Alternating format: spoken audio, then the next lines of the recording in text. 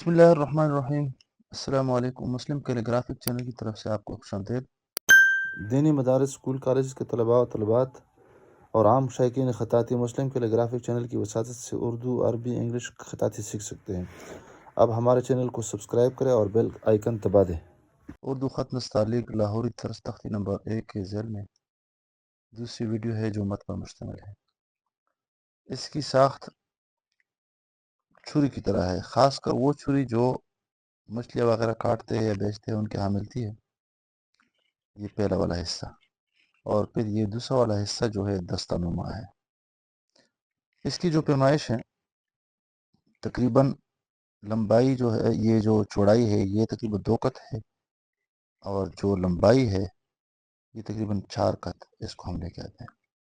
آسان بنانے کے لیے ہم اس کو 4 حصوں میں تقسیم کرتے ہیں۔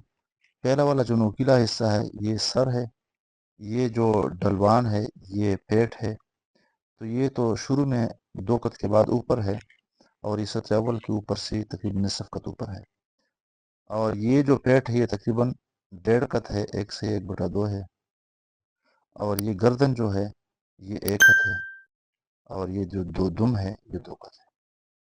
یعنی یہاں سے نیچے آ جاتا ہے یہ اوپر والا حصہ، اور یہ پہلا مرحلہ ہے، اور یہاں سے اگر اس کی ہم پیمائش کر لیں تو یہ 1 قط ہے، اور اگر یہاں سے ہم قط پیمائش کر لیں تو یہ تقریباً 1.5 قط ہے یا 1.25 قط ہے، 1.25 قط۔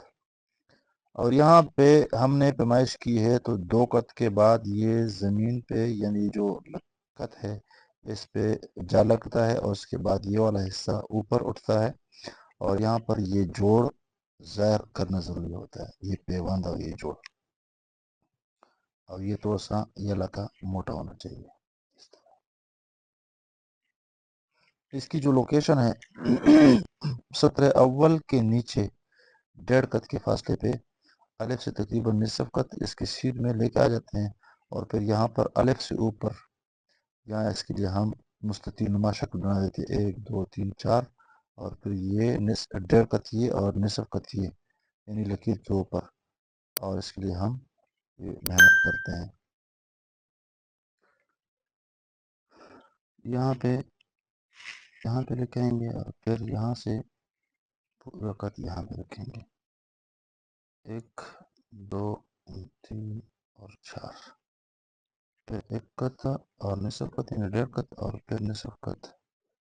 تو یہاں سے یعنی سطح اول سے تھوڑا سا حصہ نکال دیتے ہیں، اس کا جو نوکیلا حصہ ہے، اور بقیہ جو ہے سطح اول کے نیچے اور سطح ثانی کے درمیان ہی پینڈنگ رہے گا اور مولا کرے گا، 1 2 3 4۔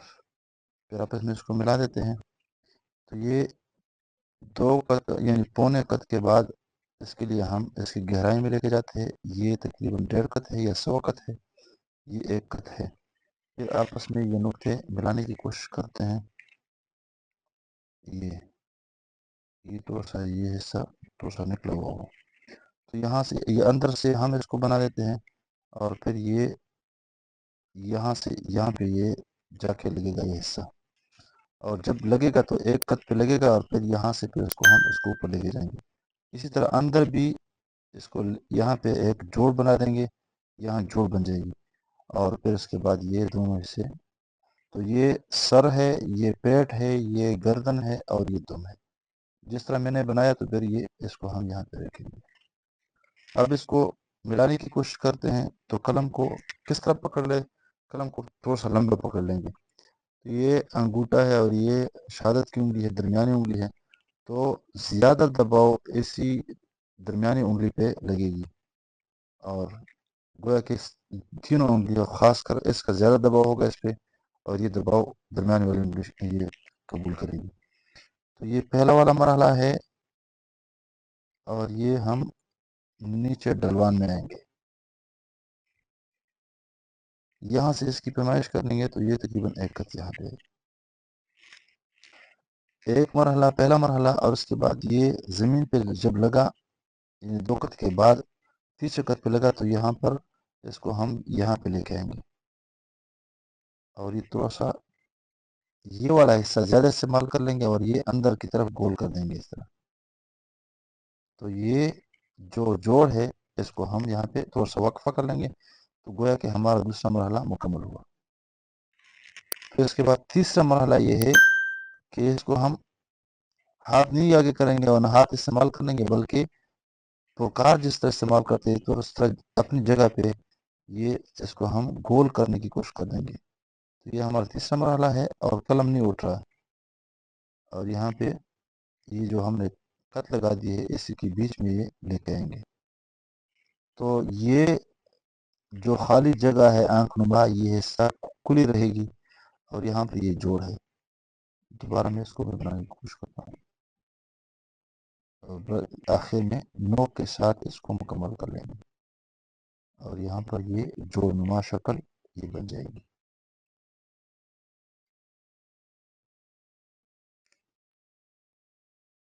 یہ اس کو ظاہر کرنا ہے، یہ جوڑ یہ اصل میں اس طرح ہونی چاہیے جس طرح۔ تو یہ حصہ مکمل ہوا، اس کے بعد یہ حصہ، تو یہ ایک حصہ ادھر مکمل ہوا۔ پھر اس کے بعد قلم کا رخ بھی بدل گیا۔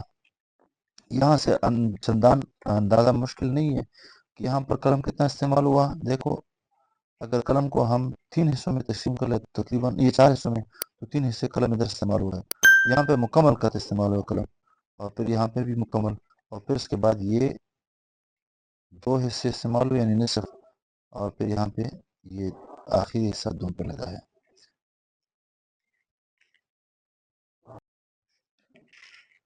غلطیاں کیا کرتے ہیں ہم؟ غلطیاں یہ کرتے ہیں کہ بس جو ہی قلم رکھ دیا بس رکھ دیا، جس طرح میں نے کہا کہ قلم کو تھوڑا سا لمبا کر کے پکڑ لیں گے اور چھوٹی انگلی نیچے رکھیں گے، اور بلکہ نیچے نہیں بلکہ اس کی جو جڑ ہے نیچے رکھیں گے، اور قلم کو آہستہ نیچے آئیں گے رکھیں گے، اور ایک مرحلہ پھر دوسرا مرحلہ۔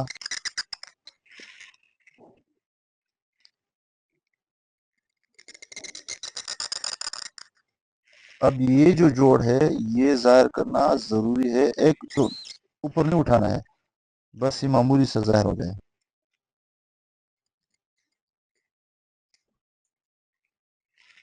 تیسری غلطی ہم یہ کرتے ہیں کہ مت تو صحیح بنا دیتے ہیں، لیکن یہاں پر جو دم ہے وہ اس طرح بنا دیتے ہیں۔ تو جس طرح میں نے کہا کہ قلم کو لمبا پکڑ لیں گے اور پرکار کے طریقے پہ تھوڑا سا قلم ترچھا رکھیں گے، اور یہ آہستہ آہستہ اس کو یعنی اس پہ زیادہ محنت کر لے تاکہ یہ صحیح بن جائے۔ بعض لوگ بس طرح قلم پکڑ لیتے ہیں اس طرح بنا دیتے ہیں، بعض لوگ اس طرح کرتے ہیں، تو یہ سارے طریقے غلط ہے۔ قلم کے ساتھ لکھنے کا طریقہ وہی ہے جو میں بتاتا رہتا ہوں کہ اس کے ساتھ زیادہ مشق کیا کریں، خاص کر وہ لڑکے جو پہلی دفعہ سیکھ رہے ہیں، یا استاذ ہیں، بڑے استاذ ہیں، لیکن ان کے لیے بھی ضروری ہدایات ہے کہ قلم یا پین کے ساتھ بڑے قلم کے ساتھ کم لکھا کرے۔ ہاں، اگر اس پہ لکھا کرے تو وہ سوچ سمجھ کے اور ایک ہی لفظ کو ایک ہی مرتبہ لکھے، لیکن اگر کٹ پین ہے یا مارکر یا بال پین ہے اس کے ساتھ زیادہ لکھا کرے۔ اب میں مت لکھ رہا ہوں تو ایک مت نہیں بلکہ بہت سارے مت لکھنے ہیں۔ طریقہ یہ ہے کہ یہاں پہ لے کے آئے مرحلہ، پھر دوسرا مرحلہ، یہاں پر قلم کو اس طرح لکھیں، یعنی یہاں پہ وقف دور سے نظر آئے کہ یہاں پر میں نے وقف کیے۔ کٹ پین کے ساتھ یا کٹ مارکر کے ساتھ لکھنے کا بھی یہی طریقہ ہے۔ اگر پیمائش ہو تو تب بھی ٹھیک ہے، اگر پیمائش نہ ہو تب بھی ٹھیک ہے، لیکن اگر پیمائش آپ کر لے تو پھر بھی کوئی مذائقہ نہیں ہے۔ دیکھو یہ 4 خط یہ ہے، کوئی یہ 2 خط یہ ہے، اور پھر یہاں سے بھی اگر اس کی پیمائش کر لے تو یہ سارے طریقے یہاں بھی آپ آزما سکتے ہیں۔ یہاں 1.5 خط ہے، یہاں خط ہے۔ بال پین کے ساتھ بھی وہی طریقہ ہے۔ اب بہت سارے مت لکھیں تاکہ زیادہ پریکٹس ہو اور زیادہ قلم کی روانی ہو۔